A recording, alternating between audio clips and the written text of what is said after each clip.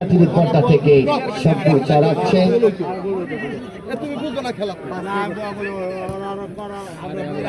আপনাদের সবাইকে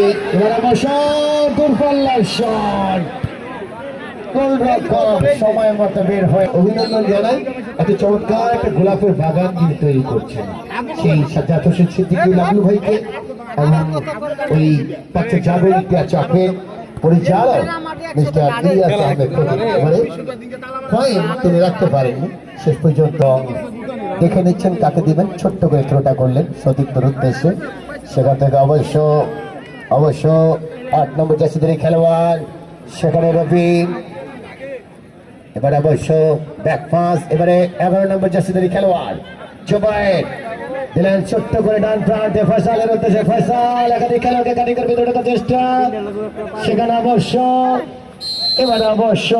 ওই ফয়সাল তিনি পেছন 19 জার্সি নাম্বার, সেখানে অবশ্য সোহেল কিকটা করলেন।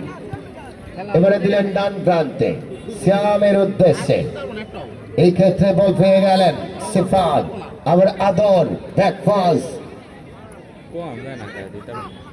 চমৎকার ফুটবল, আদর ব্যাক পাস, লক্ষণ ভাগের খেলোয়াড় সোহেলের উদ্দেশ্যে। সোহেল দারুণ খেলছেন নিঃসন্দেহে, লক্ষণ ভাগটা দেখভাল করছেন।